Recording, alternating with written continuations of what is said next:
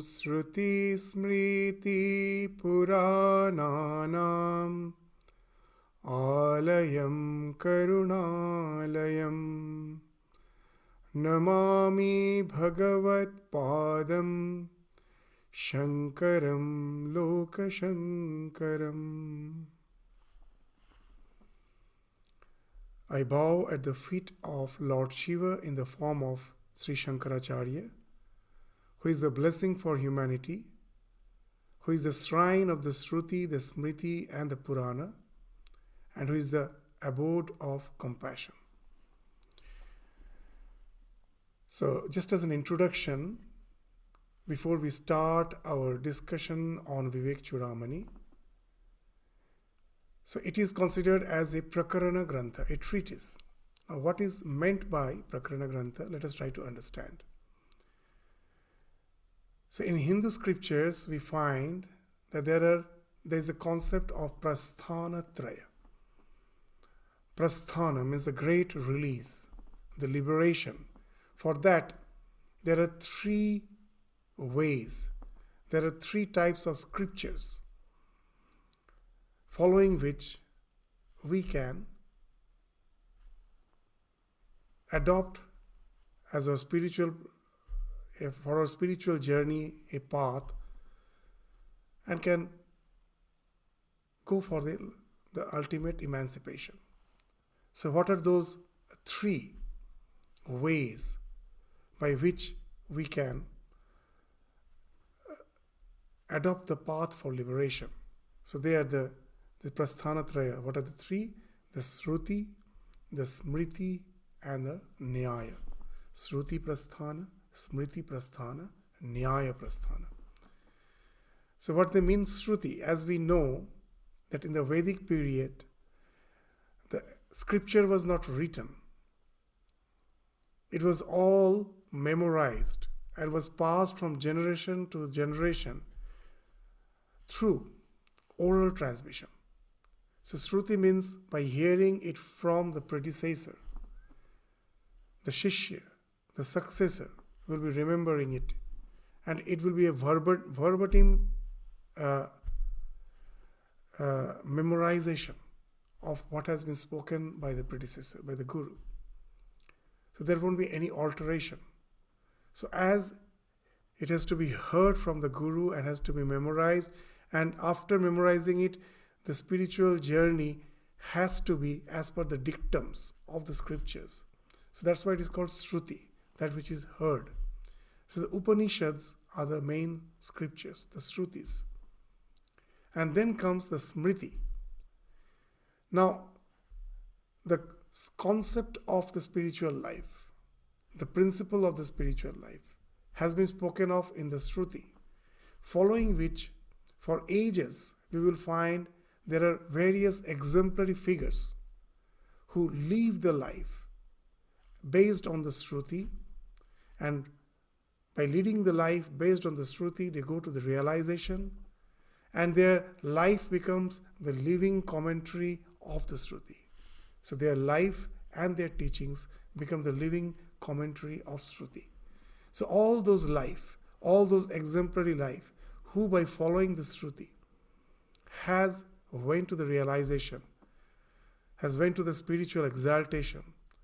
So all those lives, their teachings, comes under the category of Smriti. Smriti means to remember. So those are the exemplary figures in the spiritual life for ages together, who has led that life which is recorded in the history. And we remember that.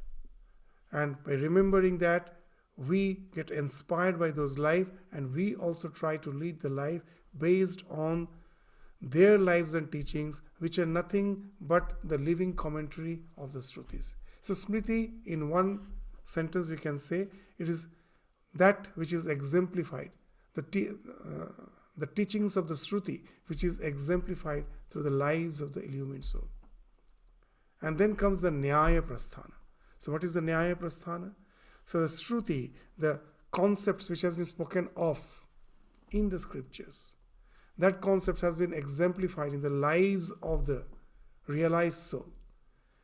Now, for us to understand those teachings, rationally to understand those teachings, rationally to interpret those teachings, interpret the lives with those teachings, we need some logic.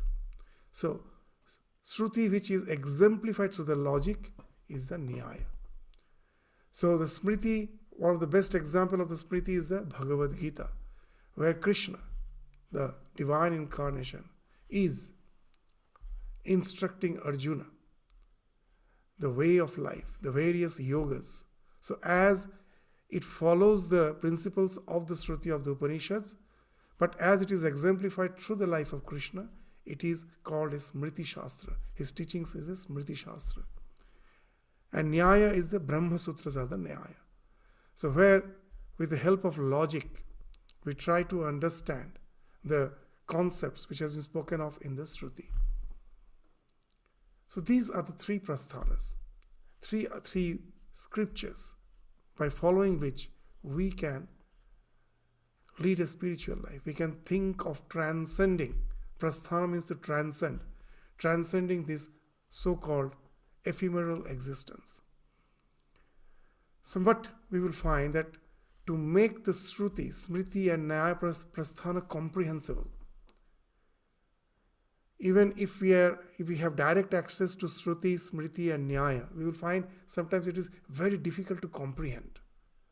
The way the logic has been used, the lives, it has to be interpreted with the Shruti, with the concepts, with the principles, with our untrained mind.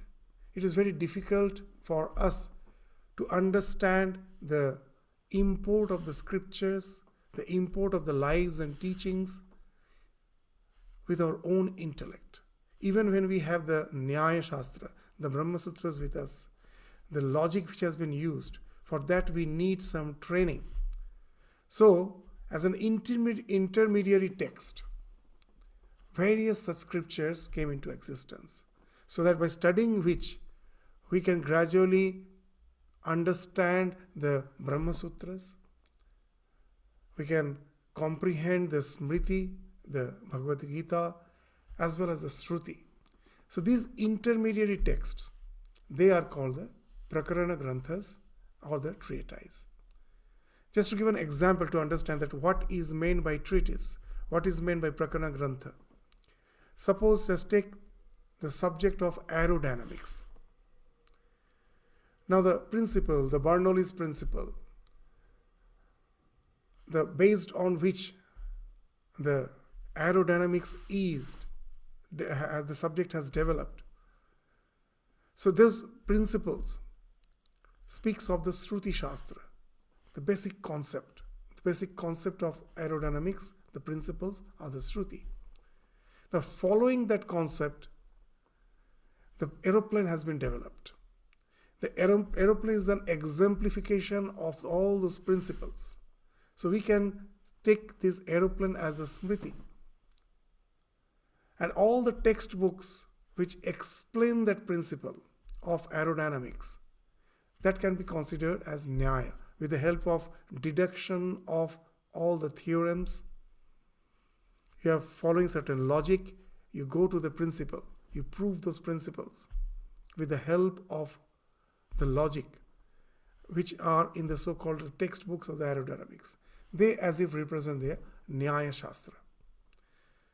Now for a small child, to understand directly to read the textbook of aerodynamics and to understand them is almost impossible, because they don't have the basic education to understand all the logics, the equations which has been used to prove the principles.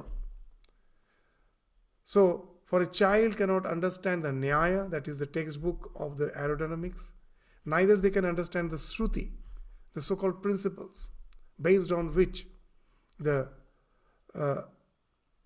all the principles of aerodynamics has been implemented in the form of Smriti, which is the aeroplane. So the child cannot comprehend the Nyaya, he cannot understand the textbooks of aerodynamics, neither he understands the principle. But if you take him near a plane, he is captivated by the aeroplane, that it can fly. It has the wonderful capacity to take us to a great distance just by flying. So this is something which captivates the child. Similarly, those who are child in our spiritual life, the novices of the spiritual life, they are like the children.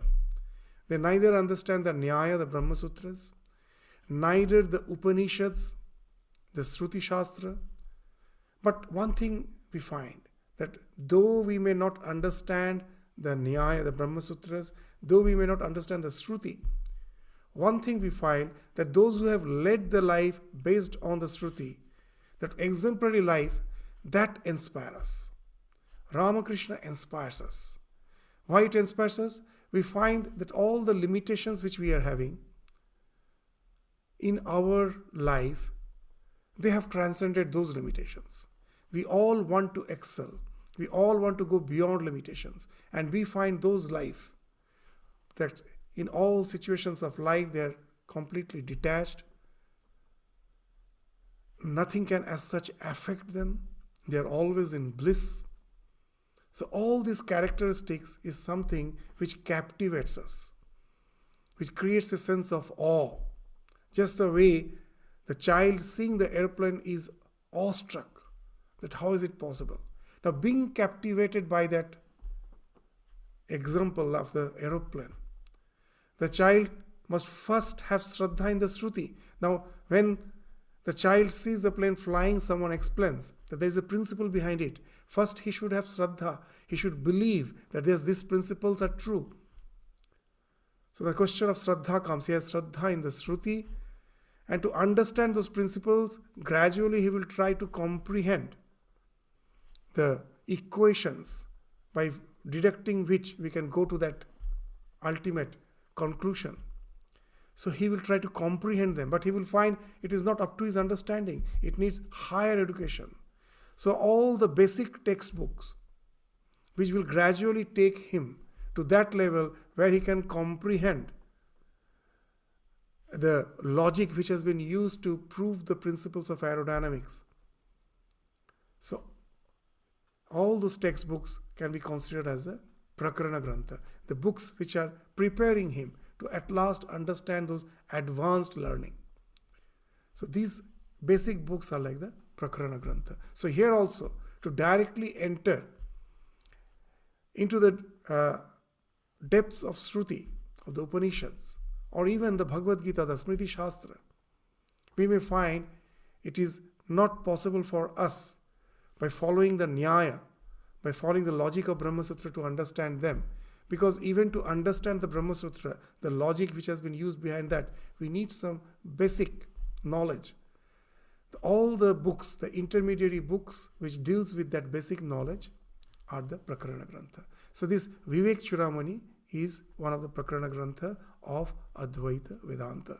There are many others, these Prakarana Granthas, like Atma Bodha, Drigdrishya Viveka, Aparokshanubhuti, Upadesha Sahasri, and then Panchadashi. There are many of them. This Vivekachudamani holds a very, very prominent position. It has been authored by Adi Shankaracharya himself. It is a philosophical treatise which expounds the cardinal truths of Advaita Vedanta, according to which liberation or moksha, that can be secured only through knowledge, jnana, which in the first instance begins with the discrimination between the eternal and the transient. This world, everything is transitory. Whatever we see, whatever we experience, including our own life, is transitory. It has begun at certain point of time. It is going to end at certain point of time. And even when we are living, it's just a flow. The question is there something which is permanent, which is the basis of our existence, the foundation of our existence, and that foundation which is eternal? So with this question, that we all want to live through eternity, Is there something which is eternal, which is the real essence of our being? So this thing, this discrimination between the real, between the eternal and the transient, has been defined as Viveka. Nitya, Anitya, Vastu, Viveka. That what is Nitya, what is eternal, and what is Anitya, what is transient. So, to distinguish between these two, to discriminate between these two is Viveka. Now, this work itself is called Vivekachudamani. Chudamani means the crest jewel. The king, when he is wearing the crown, on the top of the crown is a very, very valuable jewel. So this Viveka is like that jewel, the crest jewel. So why it has been compared with the crest jewel, like the Chudamani? Because this Viveka is of paramount importance in our spiritual life, in our quest for liberation. That is the first and foremost quality required for our spiritual evolution. So according to Advaita Vedanta, what's the cause of our bondage? What is the cause of the transmigration? That we believe in the cycle of birth and death, which is called as samsara. What is the cause?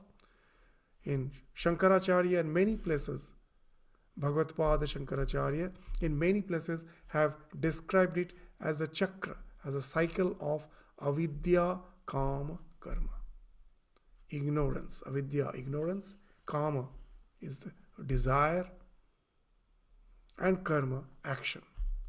This cycle of ignorance, desire, and action is the result of the cycle of birth and death. Is the cause of, is the result of this transmigration, the cycle of birth and death. So what this means, this avidya, kama, karma, chakra, that because of ignorance, what is the ignorance? That somehow, that we, the one who is that conscious principle, the eternal conscious principle, have got identified with its reflection in the psychophysical entity. That in our body-mind complex, which is not conscious, it is jada. That what makes it appear as conscious is the conscious principle behind that, which is reflecting through this body-mind complex. We take the reflection to be real. The moment we take the reflection to be real, from that originates karma, the desire. How? That example which we give, that in a petri dish, if there are microbes, you just see through the microscope, the microbes are all moving haphazardly. Now if you give some nutrient in the center, you will find that all the microbes which were moving haphazardly, they have now gathered a direction. They're moving towards the nutrient. If in place of nutrient, if I give some toxin, they will move away from it. So what has happened? That conscious principle, which it went get reflected in that microbe body. The microbe thinks, I am this body. From that, all the karma is nothing. Your desire for sustaining myself, to be happy, to be that something behind me is constantly echoing that you are eternal. And I want to realize that eternity through the body-mind complex as I have identified the self with it. And in this attempt, anything which sustains the body-mind complex, I get attached to it. I get drawn towards it. Anything which is the cause of its destruction, I get repelled by it. So this raga, dvesha, abhinivesha, these are all the expression of the desire. What's the basic desire? That I want to be eternal. From where it is coming? It is because of the echo of the self which is being reflected in the body-mind complex. So it is because of the ignorance. I am already eternal. I am already eternal, but because that eternity is echoing through the body-mind complex and I get identified with that echo, and now I try to realize that eternity which is already mine through that body-mind complex, which is never possible because that body-mind complex is a flow. And now in this attempt, in this desire to sustain this body-mind complex, I resort to various action. Even in the micro body, the action starts. When the nutrient is there, it is drawn towards it. That speaks of action. When there is some toxin, it is repelled by it. That again speaks of action. So all the action emanates from karma. And the karma is the product of ignorance. And this is going on life after life, this cycle. That with all the desires, as we evolve, the desires also evolve. And our actions also become more and more complex. But all the basis of everything is what? That avidya. I have forgotten that I am perfect. I am eternal. Somehow that eternity I am trying to realize through a flow where I can never realize it. And it is futile attempt of realizing the eternity in the ephemeral, in something which is not permanent, is leading to this cycle of avidya, kama, karma. So action is prompted by desire, that is a karma. Karma arises from the sense of incompleteness in the individual, who is identifying himself with the things of the world or with his own body. And that gives him the desire to acquire the things, thinking that they will conduce, they will result in his happiness, they will result in his sustenance. And this is, in other words, is the result of confusing the Atman with the things that are not the Atman. And this confusion is ajnana or avidya. Now what is the cause of this confusion? The cause of this confusion between the Atman and the Anatman. Anatman means that which is not the Atman. That we have found that this ignorance is the cause. And this can be annihilated. This avidya can be annihilated. How? With the discrimination between the Atma and the Anatma. By incessant discrimination between these two. So that has been indicated, as we were saying, as nitya, anitya, vastu, viveka. Nitya, anitya, vastu, viveka. So the Atman is nitya, and all that are anatman is anitya or anitya. So that's why this emphasis is on nitya, nitya, vastu, viveka. So in the Hindu scheme of knowledge, a distinction is made between higher knowledge and lower knowledge. As in the Mundaka Upanishad we found, they call paravidya and aparavidya. As the mantra goes, dve vidye veditavye paracha aparacha iti. So paravidya, aparavidya. Para means the higher knowledge, and apara means the lower knowledge. So now, what is higher knowledge and what is lower knowledge? The knowledge of this discrimination by which we can get established in Brahma Vidya. Yaya tat aksharam adhigamyate. The knowledge by which I can reach the akshara. Akshara means which is ephemeral. Akshara means which is eternal. Yaya tat aksharam adhigamyate. That is paravidya, by which I can reach that state of my existence, where I realize that I am eternal, I am ever fulfilled. So that's the paravidya. And all the knowledge of the science and arts pertaining to this experiential world, our so-called academic knowledge, they are all belong to the field of aparavidya. And loosely we translate as higher knowledge and lower knowledge.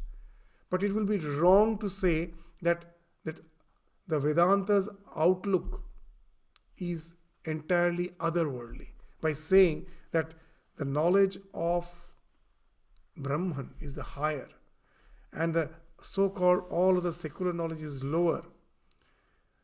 By saying that, apparently we feel that as if we are trying to be always otherworldly.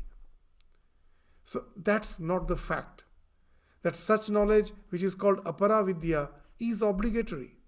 In our scriptures it is mentioned that if we have, it is mandatory. as per our position in life, we have to pursue that. So that it enables us to go through the concerns of life. It enables us to go through the challenges of life, the concerns of life successfully. And it do have a place in the scheme of our education. But it is pointed out that, so that's why we can never say that Paravidya, the higher knowledge, can supplement the Aparavidya. It can never. But at the same time, Aparavidya is also not the be-all and end-all of our learning. It cannot give us the ultimate fulfillment. So as it has been pointed out, that over and above this knowledge, this Aparavidya, there is a sphere of knowledge which is called the Paravidya. That supreme knowledge, the knowledge which gives us the knowledge of the Brahman, which makes us identified with our eternal nature. So that also has to be pursued to really get that fulfillment. That, as we know, as Ramakrishna used to say, Khali pete dharma hoy na, that Aparavidya is required for our basic sustenance. But once that is fulfilled, we as a human being are so constituted that we always want to find out that the basic purpose of life, the meaning of life, what is the meaning of existence? Is there something eternal behind this ephemeral existence? We as a human being can never stop that question. Today or tomorrow, we are bound to ask that question. It has to come in our life. That question has to dawn in our life, today or tomorrow. And we shouldn't suppress that. And for that, Paravidya should be complemented with the Aparavidya. Yes, Aparavidya is required for our sustenance. As Sri Ramakrishna used to say, that with your money, you have just what? You have your place to dwell, you have the food for your sustenance. With money, we cannot have anything beyond that. It can just sustain us, it's going to give us shelter. That is required. But beyond that, as a human being, we have to find out the meaning behind our existence. And for that, Paravidya relates to that imperishable, without the pursuit of which one can never attain the ultimate fulfillment. Now, how to resort to that Paravidya? How to attain Paravidya? Like any other knowledge, for Paravidya also, they have to follow the Guru-Shishya tradition, the teacher and the student. Now, for any, even in our academic knowledge, we find to pursue a course, we need certain qualification. So here also for Paravidya, to really pursue that Brahmavidya, we have to be endowed with certain qualification. What is this qualification? That, very broadly speaking, it is Jigyasha, Adhikara, Vinaya. Jigyasha. First, that quest should have be in your mind. It should have evolved in your mind. That question should have arisen. Those who are satisfied with the worldly life, for them, Paravidya can never be fruitful, because that urge has never came. Unless that urge comes, however we may try, it will have no meaning in the life of a person who has not developed the urge for it. Just as in English they say that you can take the horse to the water, but you cannot make it drink. It has to have that thirst. So unless the thirst has developed, however we may force, that most of us say that for the children, we gave the basic background of our spiritual culture, but as they grow, we find they became very much so-called worldly, very worldly minded. But something we should always remember, that however we may try, that we can take the horse to the water, we may try, unless that real jigyasha comes, the urge to know, that question has not dawned in his life, he is quite happy with the ephemeral existence, then there cannot be this pursuit of this knowledge. So first is jigyasha, then adhikara, that not only that quest for that knowledge, just for even in our day-to-day life, if anyone wants to pursue the medical course, he should have the urge to become a doctor. That is there. And along with that, he should have certain qualifications. Some grade should be there. He should be very good student who can understand the intricacies of the medical science. So for that, the grades are a big important thing which reflects his advancement in his knowledge. So there's two things. One is your desire and another is, are you capable? So here also the scripture says first you should have the desire for that higher knowledge, for the viveka, for vairagya. And then you should be competent. And this the very first quality to be competent is called viveka. That's the thing which we are going to study through this special Prakarana Grantha, Vivekachudamani.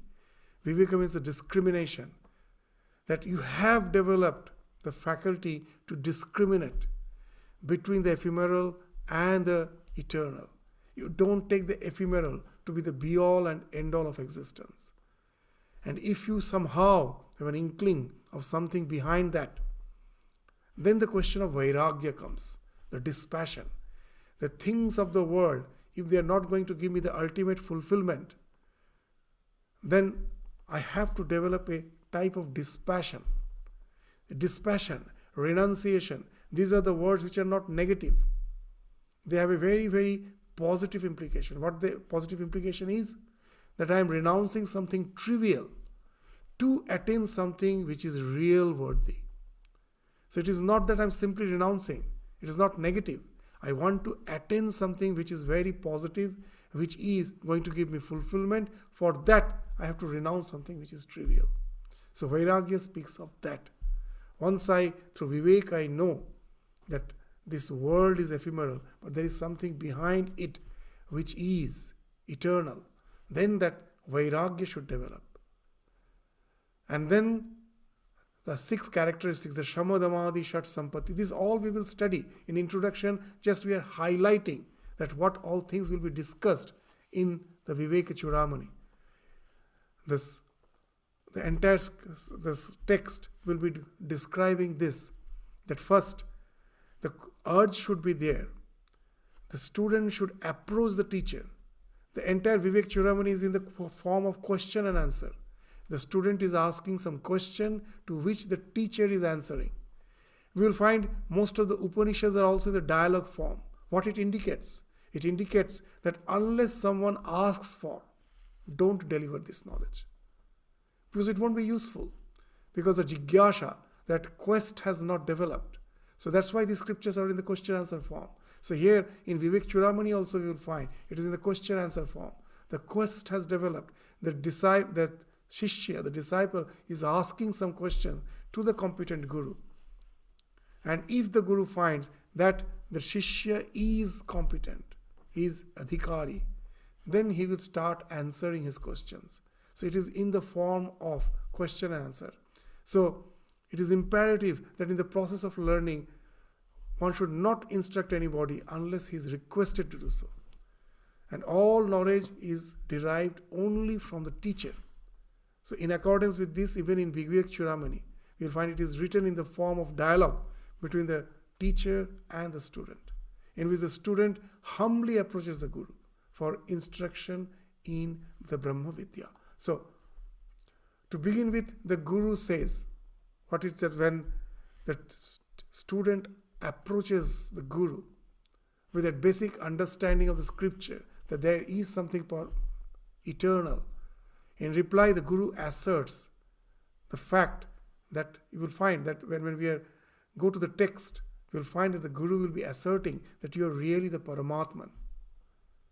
But your involvement in the bondage of samsara is due to your wrong understanding, your understanding which is clouded by ajnana. This bondage is to the anatman. You take the anatman to be the atman. And this bondage to the anatman is samsara. And how to break this ignorance, how to cut asunder this bondage, the fire of discrimination between the Atman and Anatman. That alone can completely burn out the effect of ignorance. So when this basic assertion was given, now the student, we will find, as he has developed the real quest, when we will enter to this real discussion, it's a wonderful scripture, it's a wonderful treatise. We will find there that the Shishya, to give an overall picture, we will just describe, we will highlight this, the main points. What is that? We will find the Shishya, the student, will be reverently asking the Guru 7 questions. The entire Vivekachudamani is actually answer to those 7 questions. So in introduction, we are indicating that. So when we enter into the text, you can easily relate to these questions. So what are the 7 questions? The first question is, what is bondage? The second question is, how that bondage arise? How we come into this bondage? How do this bondage arise? And the third question is, how does it continue? We continue to be in this bondage, this is bandhana. The fourth question is very important. How is one released from it? First is, what is bondage? Second is, how does it arise? And how does it continue is the third question. The fourth is, how one can be released from it. And then he asked that what actually, really is the Anatman. There's a fifth question. The sixth question is, what actually is the Paramatman? The Guru has already told him that the distinction between the Atman and the Paramatman is Viveka, which alone can lead you to the liberation. Therefore the question comes, what is Anatman? What is Paramatman? And how to distinguish between this Atman and Anatman is the last question. So the 7 questions are, what is bondage? How do this bondage arise, bandhana arise? How does it continue? The third question. The fourth question is, how can one be released from it? The fifth question is, what is Anatman? The sixth question is, what is Atman or the Paramatman? And the last question is, how to distinguish between these two, the Atman and the Anatman. But we will find that in the succeeding pages of the Vivekachudamani, the Guru of these 7 questions which were asked serially, one after the other, in succession, by the Shishya, we will find while answering, Guru takes up the 4th question first. The 4th question, what it is, that how is liberation achieved? How we can be released from the bondage. So then the question comes that why, instead of answering serially, he took the 4th question first. So very nice example is given that suppose a man is caught in a house which is on fire. So what will he do? His first impulse will be to somehow get rid of the flames, to quench the flames, and to run away, to escape the death. So he has to extinguish the flame and to run away. So he's not going to ask that how the house has caught fire. What is bondage is like that. When the house is on fire, your first duty is to go run away from it. How it happened, why it happened, all these questions comes later. If you remember, many times we have given the example of that Buddha's parable, that a man was pierced by an arrow. So what he will do? And that arrow was also poisoned. What will he do? Will he just go on just investigating that who has shot the arrow, why he has shot the arrow, what poison he has used? By the time he will die. First is somehow to get rid of the arrow, apply some antidote and save yourself. So here also, that's why we will find Guru finds that the 4th question is of the utmost importance. That's why he takes it first. So he will be answering that first, that 4th question, where in the reply the Guru will make it clear that the knowledge of the Atman is not because of any action. This is very important. It is not karma janyam, that whenever we are in a problem throughout our life, we found that there is some course of action by which I can get rid of that problem. If I want to attain something in life, I know there is a course of action by which I can attain something. So here, for the first time, we want to get rid of this so-called the bondage of our worldly existence. So naturally, as per our previous experience, for lives together, we may think that there must be some course of action by which I can get beyond this bondage. So at the very beginning, the teacher will make it clear that it is not karmajanyam. It is not by some action. It is not because of the result of karma, some karma, that you can attain that knowledge of Atman. So these are the words, the technological terms which will be used. It is not karmajanyam. It is vastu tantram. It is not purusha tantram. These are very, very significant word. Purusha tantra means what? That as a person, I adopt certain mode of action. So that is purusha tantra. To attain something, to get liberated from something. But here Guru says that it is vastu tantram. What is vastu tantram? Atma vastu. That once you know the Atman, the ignorance falls off. The antidote of ignorance is knowledge. It's not something by action you have to attain that.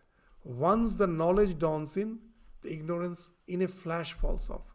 As Sri Ramakrishna used to say, suppose a room is dark, a cave is dark for thousands of years, for millions of years. Now if you take a matchbox and strike a matchstick, will it take another million years for that cave to get lighted? It was dark for millions of years, but the moment you strike the matchstick, immediately it gets lighted. So similarly, the knowledge that our ajnana is anadi. From when it has started, we don't know. It is anadi. Just the way when you are dreaming and you wake up from the dream, you know the dream has ended. But if I ask you when the dream started, can you ever say when the dream started? So in that sense, we also don't know that this ajnana, when it started. It is anadi. It has no beginning as such, but it has an end. It is not ananta. It is going to end. When it is going to end? Once I am aware of the Atman, the Atma Vastu. It is Vastu Tantram, not Purusha. What it means? That it is the knowledge of the ever-existing Atman and not what it is to be effectuated by human endeavor. That speaks of liberation. It's just the knowledge, not any endeavor. So, karma has its limitation and it cannot lead to liberation. Very nicely, we will find in Vivekachudamani, they will give reasons. We will come to this discussion, very interesting, that all the action results in 4 types of results. There are only 4 types of results which we can attain through action. What are these 4 types of results? Utpadyam. Utpadyam is to produce something. Even in our vernacular, in regional language, even in Bengali, Hindi, utpadan means to produce something. Utpadyam. So by action, we can produce something. Prapti, we can acquire something. The potter makes the pot. The pot was not there. He produces the pot. That is utpadyam. Prapti, acquisition. The car which is in the showroom. Through my action, through my work, I can earn some salary, and with that salary I can go and buy that. So that is acquisition, prapti. I want to become some doctor, I want to become engineer, I want to become a businessman, a professor, whatever it may be. That's prapti. It is not something which is at present my property. I can attain it. Through karma, I can attain something. I can produce something. Through action, I can transform. I can transform my behavioral pattern. I can transform my character. If you give me a mold of clay, I can transform it into various pottery. So it's not only something which is produced, it can be transformed. All the gold ornament speaks of transformation. The gold can be transformed. So with action I can transform. With action I can purify. Samskaryam. Something which is impure, just take a ore of gold. I can get rid of its impurities to get the pure gold out of it. So through this karma, these 4 types of actions are possible. 4 types of results are possible. Utpadyam is production. Prapti is acquisition. Vikaryam is transformation. Samskaryam is purification. But the self is not produced. It is always there through eternity. It is not something to be acquired. It is the essence of your being. That through my action I cannot transform it because it is on the eternal present. There is no vikara. There's 6 types of transformation which we find in any things which is existing in our existence. All the things go through 6 types of transformation. It is born at certain point of time, jayate, it exists, and then it grows, vardhate, and then viparinamate, it is transformation, and then it starts decaying, apakshiyate, and then it's annihilated. So all this speaks of transformation. But the self is in eternal present. So there is no question of transformation. So the thing which cannot be transformed, the thing which cannot be acquired, the thing which cannot be produced, the thing which cannot be purified, because it is always pure. So through karma, I can have these 4 types of results, none of which applies to the self. The self cannot be produced. It cannot be acquired. It cannot be transformed. Something cannot be transformed into the self. You cannot purify something to attain the self because self alone is. It is only because the ignorance, the anatman appears. Anatman as such is not there. Just the way when you are seeing a huge reservoir while traveling through the desert, that mirage doesn't have the capacity to drench even a single sand particle. So similarly, the thing which is projected in no way can tarnish the thing on which that projection, the thing which is superimposed, can never tarnish the thing on which it is superimposed. Means just the way this rope on which you see the snake, that snake can never in any way bite that rope, can inflict poison in that rope. It cannot touch it because it's a mere projection. Similarly, the entire world is a projection. So there is no question of purification. So how can some karma, some action lead to the attainment of Atman? So it's never possible to attain that self with action, as the self is neither produced nor is available for acquisition, and it is free from all sorts of modification, and it is ever pure. So karma cannot give us self-knowledge. So just see how this Vivekachudamani gradually will take us to that knowledge which speaks of some a knowledge which is beyond all action. So thus this knowledge of Atman is not attained through endeavor, but it is attained by the removal of the ignorance. So now you may say, very interesting, that it is not attained by any action, but at the same time we will find, we will prescribe this practice, this sadhana chatushtaya, viveka, vairagya, samadhamadi, shat sampatti, and mumukshutva. It will prescribe. Doesn't it speak of some endeavor or action? Yes. So very clearly we should understand those actions are meant for the removal of the ignorance. Once the ignorance is removed, the knowledge flashes. And once the knowledge flashes, you become identified with the Atman. So it is for the removal, all those actions are for the removal of the ignorance. But the immediate cause for liberation is the knowledge. with all those endeavor, when the ignorance is washed away, the knowledge dawns in and you are liberated. So this ajnana this can be removed by jnana. The antidote for ajnana is not karma, but jnana. So that's the thing which, while answering the fourth question, that how can I be liberated from this bondage? The ultimate answer is jnana. The moment that knowledge dawns in your mind that you are the Atman, you are not identified with the Anatman, immediately it will lead you to the liberation. So then the question comes that what actually is Anatman? So Guru will take the fifth question after answering that fourth question.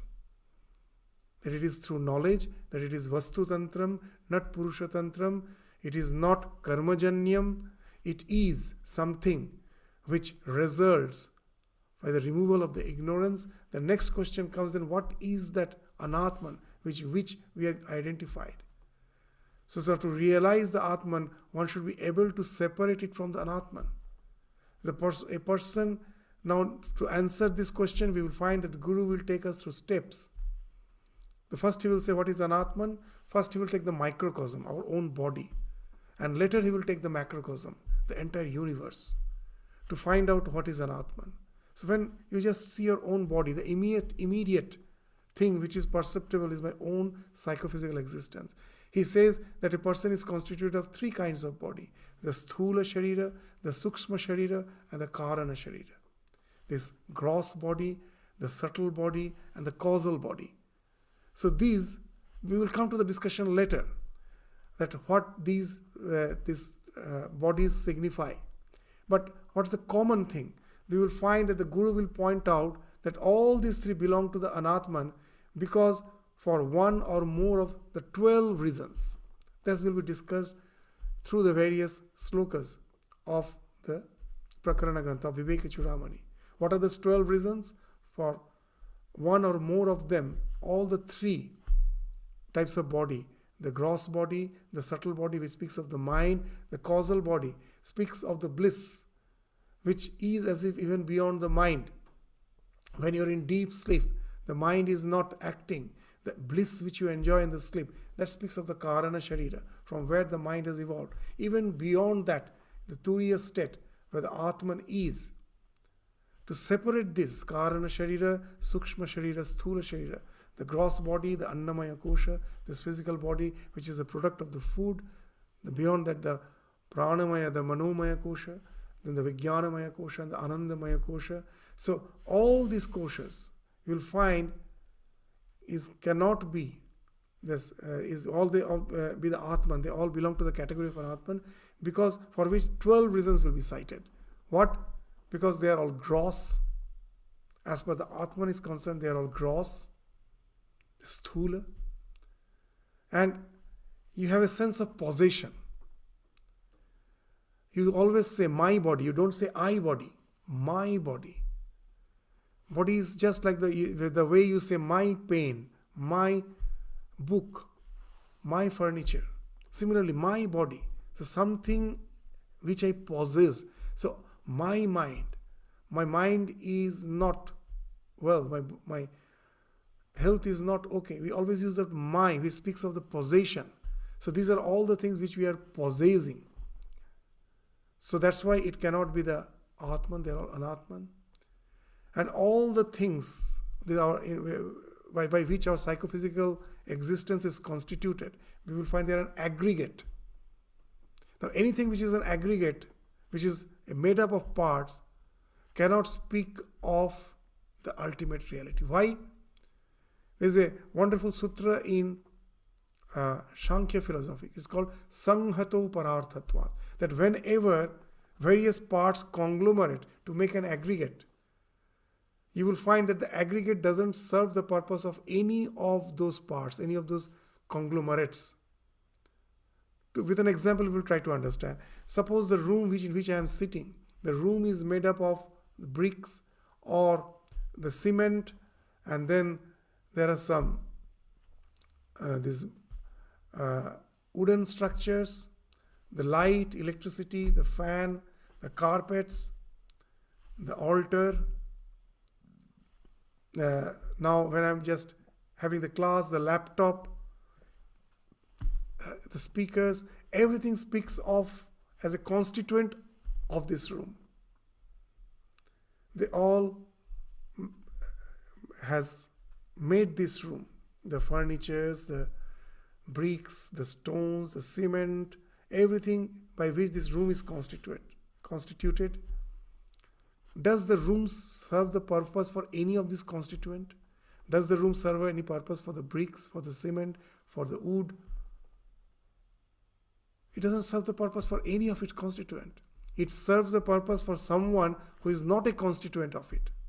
Like we, those who are something para, apart from this room. We come into the room and it serves purpose for us. We come here, we meditate, we have classes, we have our Vesper service, evening service. So for us, it serves some purpose. So always you will find in this world, anything which is made of aggregate, it cannot serve the purpose for any of the conglomerates, any of the parts by which that aggregate is made. It is for something apart from it. So as all these three sharira is made up of parts, it cannot be the ultimate. Something must be beyond that for which it is serving the purpose. So as it is an aggregate, so it is an Atman again. Again, as it is composed of three gunas, the sattva, rajas, tamas, it is trigunatmak. It cannot be the self. Why? Triguna speaks of response to the stimuli. We will come to the discussion in details much later. In a nutshell, we can say that any stimuli speaks of the sattva, any response speaks of rajas, action, and our mind, how it actually reacts when a stimuli activates our mind, then the knowledge of the world dawns in, which was already there dormant, it is projected. So all those ideas which is dormant in the mind are the tamas. So what this three gunas speaks of? It speaks of constant mutation of these three gunas, sattva, raja, tama, to respond to certain stimuli. Why we respond to certain stimuli? Again, because of the sense of unfulfillment. That when just if you remember that example which we gave, when the nutrient is there, we are drawn towards it. If the poison is there, we are repelled by it. So why these responses come from the stimuli? What is the stimuli?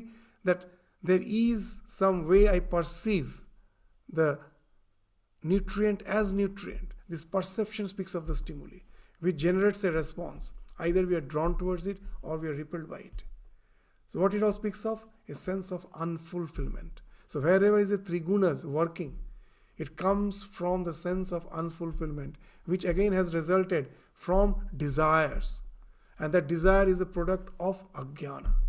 So wherever you find the play of these three gunas, know it for certain, it cannot be the ultimate. Beyond that, something is there. The gunas, the three gunas, is in the domain of anatma. So as all these three bodies is composed of gunas, is trigunamaya, so it cannot be the Atman. It is impure. Because what is impure? That which can be cleansed. You can cleanse your body. You can cleanse, you purify your mind. So they are basically ashuddha. But Atman, never any impurity can tarnish it. So as all these three bodies are impure, they cannot be the ultimate self. This is the fifth. The sixth, it does not exist in all the three phases of time, past, present and future. It was born at a certain point of time. It is going to die at a certain point of time. So, it is not trikala avadita. And even when it is existing, it is going through changes, shara vikara. So again, that's why it is anatma. Again, the seventh reason is, it is limited by space-time object. When I am sitting here, I am nowhere else. I am limited by the space. At a certain time, I am sitting here for certain period of time. After that, I will be somewhere else. So my existence as a psychophysical being is limited by space, time and objects. A chair is not the table. A table is not the chair. So these space-time object, Desh Kala Vastu Parichinna. These are the things which defines any of the things which we see and experience in this world of phenomenon. So they cannot be the Atman, because Atma is beyond Desha Kala Vastu. That is Desha Kala Vastu Aparichinna. It is the substratum. When with a gold I can make various ornaments. The earring can never be the necklace. So as a Vastu they are different. The earring is in one place, the necklace is in another place. Desha, Kala, Vastu, this thing differentiates them. But as gold, it is both in the earring as well as in the necklace. So Desha, becomes Desha Kala Vastu Aparichinna. That the necklace can never be the ring. The ring can never be the necklace. But the gold which constitutes the reality of both, that cannot be differentiated. That is something which is the basic substratum. So that's how the self is beyond space-time objects. Desha Kala Vastu Aparichinna. But as all the three bodies are differentiated by space-time object, it cannot be the Atman. The eighth reason is, it is sin and later not sin. Drishta Nashta Swabhava. We exist for a certain time and then we are annihilated. It is Nashta, it is gone. Nothing in this world is permanent. So it is Drishta Nashta Swabhava. It is sin and later not sin. And it is something, all the things which I see is a product of something. There is a cause behind it. So it is Kritaka. It is the product, it is an effect. The 10th is, it is Geya, it is known. Something which is the known cannot be the knower. So you will find all things will come to the discussion. We are just giving an overall overview of the salient points of this entire scripture. So anything which is known cannot be the knower. The knower is always apart from the known. So this is the 10th reason.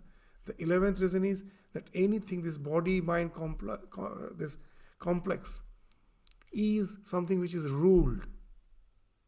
We find that various causes are there for its sustenance. It is ruled. It is Maya-dhin. That is, it is within the domain of ignorance.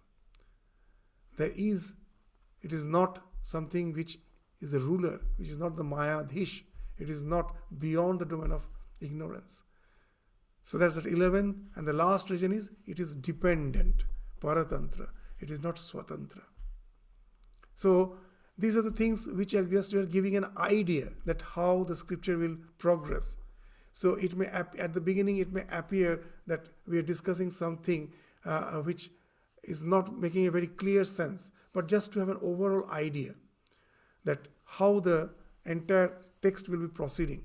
So this is how that first they will say that the bondage, the breaking of the bondage because of the knowledge of the separation of Atman and Anatman. And then what is Anatman? All these 12 things describes Anatman. And what is Paramatman? That's the 6th question. So the Guru will proceed for the 6th. First he answers the 4th question, that how to attain liberation. The 5th is what is Anatman, that he has described. The 6th question then he will answer, that is what is Paramatman. And then he will go to the 1st, 2nd and 3rd question, answer them, and last he will answer the 7th question. So this is the sequence which will be followed as we enter the text. As we enter the text, you will find the slokas are very interesting. There we will take part by part each sloka and elaborate on it. But now just an overview we are giving. This entire scripture is the answer to the 7 questions, where the 4th question is taken first. After that, the 5th question, the 6th question, that what is the Paramatman? What is something which is different from that Anatman? So that will be taken up as an answer for the 6th question. We will proceed with it slowly again in the next class. After answering the 6th question, he will go back to the 1st, 2nd and 3rd. That what is bondage after answering the 6th question. And what is the cause of bondage and how it is sustained. These are the first 3 questions. And then that how this Atman and Anatman can be separated, segregated. That's the last question. He will come at the 7th question as the last. So we will take up this 6th question in the next class, followed by first, second, and third question, and the last question, and then that how, after answering the question, that we can lead a life here and now in this present world, not after death, not post-mortal existence, as a Jivan Mukta. We can enjoy the state of liberation while existing here. How is it possible? And how the one who has attained that state, after death, there is no comeback from him. He attains that Atyantika Mukti. So that will be described as a conclusion of this Prakarana Grantha. That this, the overall view of these remaining questions and the conclusion, we will take up as our introductory discussion again in the next class. So with this, we stop our discussion today. After the introduction, we will start studying the slokas one by one and go to the details of it by elaborating them. So thank you all for today's class. Namaskar.